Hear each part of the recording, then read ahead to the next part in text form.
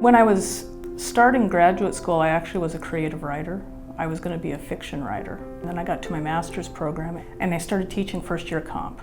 And I loved it. And it turned out that I was good at it. And I thought, you know, if you can find something that you're good at and you love doing, probably you should do that. You get a whole bunch of students in there who are sort of disengaged and not really excited to be there. And then they realize, oh, language does matter and my language choices matter, and it's not just these theorists, it's actually on the ground, me as a student. And you see that click of just like, oh wow, this means something. And so it's sort of an aha moment. It isn't, you know, the aha of, oh, I learned something. It's like I could be something. I could actually change conversations.